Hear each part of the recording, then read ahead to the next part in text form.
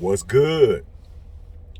Y'all know who it is and y'all know what it is. It's your boy Matthew Shack live here in Los Angeles. And welcome to Matthew Shack Unfiltered. We keep rolling, you guys, man. Thank you for the support, man. Thank you guys for signing up, subbing the channel. Thank you guys for support and sharing everything. We're going to keep it popping, though. We're going to keep it pimping.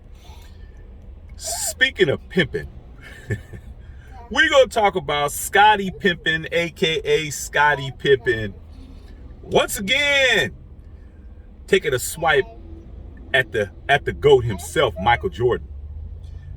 And this saga has been going on probably the past 2 years, ever since the Last Dance documentary came out.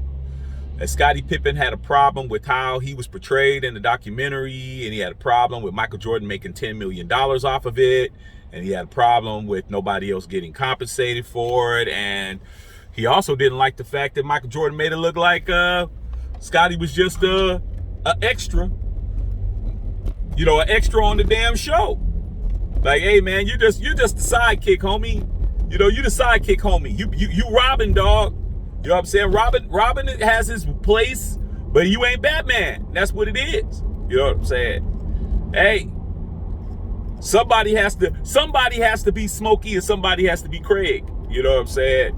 And that's what it is. And Scottie didn't like it, man. So he has came out with a book dissing Michael Jordan, man, saying he's just as great as Michael Jordan, man. Fractured that entire relationship.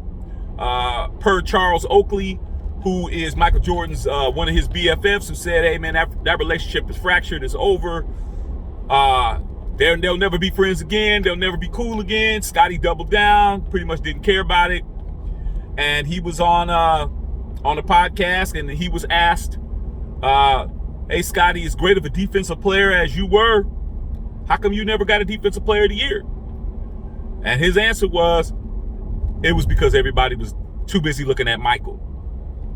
And when I heard that, I started laughing, man, because it's like, hey, at least Scottie Pippen is standing on the square, man.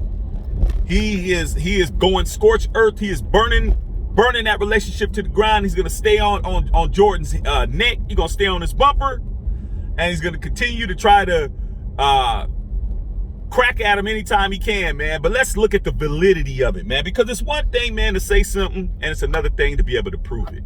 Okay, it's one thing to have your opinion, and it's another one to have your opinion not based on fact, only based on fiction. So let's look at it. Should Scottie Pippen have gotten a Defensive Player of the Year award? Let's analyze this situation. Michael Jordan won the Defensive Player of the Year in '88. He was also an MVP.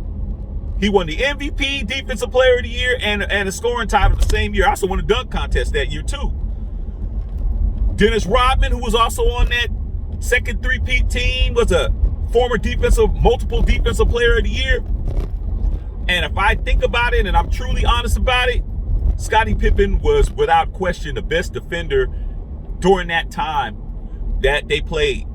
Jordan was an excellent defender, but you needed Michael to score, man. You couldn't have him burning himself out on defense. Scottie always took the best player on the opposite team, left things open for Michael to get cooking on offense, and Scottie Pippen definitely deserved Defensive Player of the Year. Without question, he is one of the greatest on-ball, help defense, off-ball defenders that's ever played. Long, fast, hit the jump out in the passing lanes, get steals, block shots, lock your best player down. But let's not act like Michael Jordan, his eyes was on him for a reason. It's not like, hey man, you're just hating on me, but when you playing with the greatest player that ever laced them up, who's also a great defender, there is a little bit of validity to that maybe him playing with Michael Jordan hurt his stock. But then again, being with Michael Jordan made him a top 50 player, made him a 6-time NBA champion, and made him a first ballot Hall of Famer. So I don't think you could blame Michael Jordan for that. Michael Jordan went out there and he did what he did because that's who he was. But Scottie Pippen definitely deserved the Defensive Player of the Year, man. Multiple times, man, at least, man. But if you look at the primary defenders during that time, you had Hakeem Olajuwon out there. You had, you had Jordan. You had David Robinson. Who else? Dennis Rodman. You had a bunch of defenders out there that was really balling out of control, man. And it's just the byproduct of playing with the GOAT.